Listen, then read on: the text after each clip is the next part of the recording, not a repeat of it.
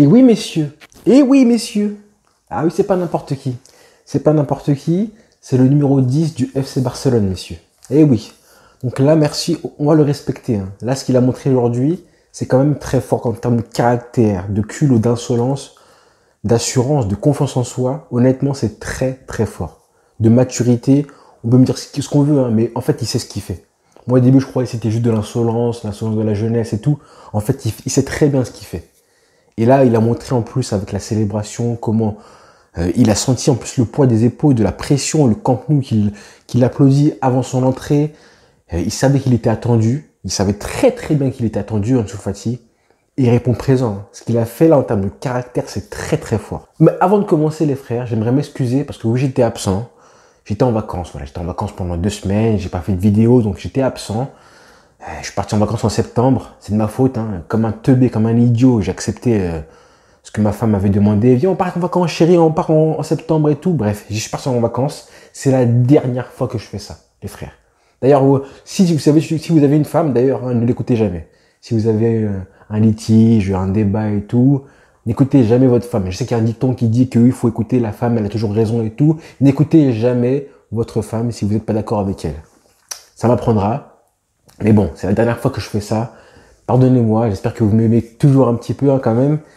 Voilà, en tout cas, je suis de retour. Et comme par hasard, je suis de retour avec un Ansu Fati qui fait plaisir. C'est un match qui va rester un petit peu en termes d'émotion, comme une espèce de renaissance, qui va un petit peu éclipser ce qui s'est passé avant son entrée. Mais bon, on a quand même vu des belles choses à relativiser, d'accord hein, parce que c'était les Levante en face. Et les Levante, déjà, ils sont pas très forts, mais en plus, leur niveau pendant tout le match a été franchement ridicule. Je crois que la première frappe, même pas cadrée, hein, la première frappe de Levante intervient à la 82e minute. Hein, on a vu la statistique. Il y avait, je crois, 18 frappes pour le Barça et une seule pour Levante à la 82e minute. Donc, à relativiser, hein, tout ce qu'on a vu, c'est bien beau, mais attention, contrôlez vos émotions et contrôlez aussi vos érections parce que le vrai match, hein, ce sera évidemment face au SLB, Benfica, ce mercredi, hein, au Stade d'Alus, au stade évidemment où on a pris le 8-2, rappelez-vous, à Lisbonne. Mais voilà, on a eu des belles choses ce soir, donc il faut en parler quand même. C'est pas à négliger, hein. C'est un match en plus où on mène 2-0, on pourrait mener 3-4-0 si on était un peu plus efficace devant le but, parce qu'on a quand même beaucoup manqué d'action. Même Fils de Paille a manqué, Luc de Jong un peu inefficace, inexistant. Mais c'est dommage parce qu'en plus c'était frustrant. Et c'est le genre de match qui peut donner de la confiance à beaucoup de joueurs, qui aurait pu donner de la confiance à beaucoup de joueurs si on avait marqué plus tôt que ça le 3e but, voire un 4e. Et c'est drôle en plus que l'ironie du sort veut que ce soit Ansu Fati qui montre à tout le monde comment on fait. Le mec, il arrive, hein, il montre, les frères, vous êtes un petit peu inefficace, hein, c'est pas grave, j'arrive, je vais vous montrer comment on fait ça. Et regardez le but qu'il fait, hein, le but qu'il marque, c'est un but plein de caractère. C'est le mec, alors certes, il prend le ballon, il avance. Et après, il a Riqui Puig. Il pourrait le mettre à Riqui Puig. Mais je dis non. Il se sert de l'appel de balle de Riqui Puig et il fait un mouvement d'école. Quand t'es un attaquant et que t'es un joueur comme ça, là, ce qu'il fait, Ansu Fati, c'est, on l'a tous fait, hein. Il avance, il fait un petit peu mine de se mettre sur son mauvais pied, le pied gauche. Ensuite, il repique sur son pied, son bon pied et il frappe limpide, croisé, un petit peu croisé. Il sait très bien que ça va prendre à contre-pied le gardien. Il le sait très bien que ça va prendre à contre-pied le gardien. Et ça fait but. Mais le caractère, hein, le but, il aurait pu faire la basse à Riqui Puig. Mais nous tous, on voulait qu'il frappe et qu'il marque. On le voulait tous. Et il le fait, alors qu'il y a de la pression et tout. Franchement, c'est très, très fort. Très, très fort. Et le symbole et tout, voir comment il réagit après la célébration, tout ce qui va avec. Honnêtement, ça fait très plaisir. Hein. Tu sens la maturité. Hein. Tu sens que le mec, il est là. Et ce numéro 10, hein, il va le porter. Il a les épaules. Hein. 18 ans, on disait oui, c'est un peu trop tôt et tout. Mais non, le mec, il est prêt. Donc on verra les prochains matchs. Mais en tout cas, ça pouvait pas mieux tomber comme ça, là. Comme reprise, revenir, 10 minutes de jeu, homme du match. Bon, homme du match un petit peu honorifique, mais un but au Camp Nou, devant son public, sa famille et tout, en termes d'émotion et de confiance, ça va le booster mentalement énormément. Mais vraiment, en termes de caractère, c'est très très fort. Une pensée aussi pour Griezmann, hein, qui multiplie les matchs sans passe décisive, sans dribble, avec 10%, non, 10 pertes de balles en moyenne depuis le début de la saison, 0 but. Et là, Ansu Fati, en 8 minutes, après 10 mois d'absence, qui marque un but, dédicace à Antoine Griezmann. Et au-delà du but, hein, moi, j'aimerais vraiment, moi, je suis un sprinter de base. Après le foot, j'ai fait du sprint très longtemps au niveau en France ici. Donc du coup, moi, je suis très attentif à tout ce qui est appui, la vitesse et tout ça, ça me connaît. Donc j'aimerais bien voir, je voulais vraiment voir comment il se débrouillait Ansu Fati après 10 mois d'absence et les appuis en termes d'explosivité, comment il arrivait à déposer les défenseurs adverses. Et on sent que le mec, j'ai vu zéro appréhension. J'avais vraiment peur de ça. Hein. Quand t'es blessé au genou, des fois t'es un petit peu prudent et tout. Et là, en termes de vraiment d'explosivité et même mentalement, à aucun moment je l'ai senti un petit peu prudent dans tout ce qu'il faisait. Ici, il a joué vraiment sans arrière-pensée à 100%. Donc ça, c'est vraiment intéressant pour la suite. Vraiment, on verra contre les gros défenseurs et tout. Hein.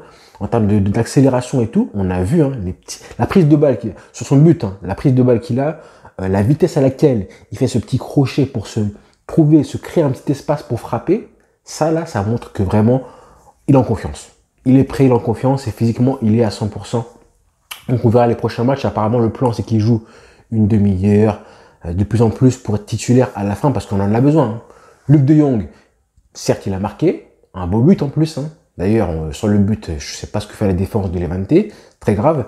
Mais bon, bref, il a marqué un Luc de Jong, mais bon, on sent que t'as pas le niveau pour être au Barça. Donc on verra, on attend vraiment à que Agüero revienne au club. Mais à part ça, Luc de Jong, voilà, de la tête, pareil, j'attends de voir que monsieur est supposé être meilleur que Neymar de la tête. Honnêtement, pour l'instant, on n'a pas encore vu ça. Mais on a vu des belles choses. On a vu un côté gauche, Depay et Serginho Dest, vraiment intéressant. Plus qu'à droite, où Mingueza est tout seul parce que Coutinho, désolé, était plutôt au centre. Donc Mingueza, malheureusement, était un petit peu trop seul au début du match, même si à la fin du match, il s'est rattrapé. Hein. Il a été intéressant. Après, au niveau des centres, il n'a pas une qualité de pied extraordinaire, mais ça a été quand même assez bon. À gauche, par contre, Depay, génial, qui aurait vraiment mérité de marquer un deuxième but. Il a beaucoup raté au niveau efficacité offensive. Il met un penalty. Mais sinon, voilà, Depay, très bien. On attend quand même plus de connexion avec Ansu. Il aurait fallu quand même qu'ils jouent plus tous les deux ensemble. Mais sinon, Depay, on verra vraiment. Voilà. Et puis Depay, c'est un soliste. Hein. C'est pas un mec qui va te, comment dire. Même s'il a beaucoup raté, c'est un mec qui justement individuellement est très fort, d'accord. Mais c'est pas un mec qui va te faire sublimer un collectif, d'accord. C'est avec ses qualités individuelles qu'il arrive à se mettre au service de l'équipe. Mais c'est pas un joueur qui va du coup transformer un collectif entièrement. Au contraire d'un mec comme Gabi. Comme Gabi, lui, s'il progresse, attention, ce mec-là, ce qu'il a montré aujourd'hui, c'est très très fort. Hein. Il y a eu du déchet, certes. En termes de logique tactique, c'est vraiment très fort. Vraiment très fort. Donc j'ai bien aimé ce qu'il a fait de Gabi. Et même Nico Gonzalez, hein, même qui a été un petit peu effacé par rapport à Gabi. Mais Nico Gonzalez, ce qui est bien, c'est que ce mec-là, c'est exactement ce genre de profil-là qui va permettre à Busquets de s'exprimer au mieux. Parce que ce mec-là, il a un abattage physique énorme. Et techniquement, il n'est pas nul non plus. Donc on a vu un bon Busquets. Hein. On a vu un bon Busquets parce que à côté de lui, c'était pas Pedri, c'était pas De Jong, mais c'était un mec qui un petit peu le protégeait, qui faisait le travail de l'ombre que Busquets n'a plus le coffre et l'âge, la fraîcheur physique pour le faire, et même n'a jamais été aussi assez bon pour le faire non plus. Busquets, c'est pas Kanté, hein, c'est pas Casemiro, donc il lui faut un mec à côté de lui qui puisse un petit peu gommer ses lacunes. Et c'est le cas avec Monsieur Gonzalez, Nico. Et puis voilà, même, j'ai oublié de parler du bon match défensif de Eric Garcia et Piqué. Parce que déjà de base, le Barça avec un bloc très haut, on a vu un bon pressing et tout, ça c'était intéressant de voir ça. Et Eric Garcia m'a rassuré un petit peu, ça fait du bien de prendre un clean sheet quand même, enfin. Bon, Cadiz, je le compte pas parce que Cadiz, bon, on l'a pas marqué, mais bon. Enfin un clean sheet, ça c'est bien de voir ça au Camp Nou. Puis voilà, Coutinho a été bon, il a fait un match décent, on va dire. Si j'avais mis une note à lui mettre, j'aurais mis un 5,5 sur 10. Mais au moins, allez, 5 sur 10 plutôt, moyen on va dire. Mais comme il progresse tout doucement, je vais lui laisser un petit peu une petite chance quand même, de montrer que voilà, il est en train de progresser tout doucement. Et il sort du terrain, on voit qu'il est quand même assez content de son match, il sourit et tout, le public l'acclame un petit peu, l'applaudit. Donc je pense qu'il est quand même gagnant, il a marqué des points dans ce match-là. Maintenant, on attend quand même beaucoup plus de Coutinho, hein, d'accord? Parce que des fois, des choses faciles qui ratent. De base, il a un bon pied droit et des fois, il te fait des centres au 8e poteau. Donc, j'ai pas trop compris le délire. Et Riqui Puig qui rentre, enfin Riqui Puig qui rentre dans les bonnes conditions. On mène 2-0, il le fait rentrer à la 60e minute. Bah, c'est bien Riqui Puig. Il fait une bonne rentrée, j'étais content de voir que voilà, le mec il est là, il était à l'aise sur le terrain, il a fait des choses intéressantes, beaucoup mieux que face à Cadiz. Voilà, tout simplement. Il a le niveau pour avoir cette équipe-là.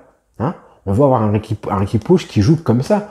Pas forcément titulaire, mais au moins qui rentre en jeu dans des bonnes conditions, comme Ansu Fati aujourd'hui.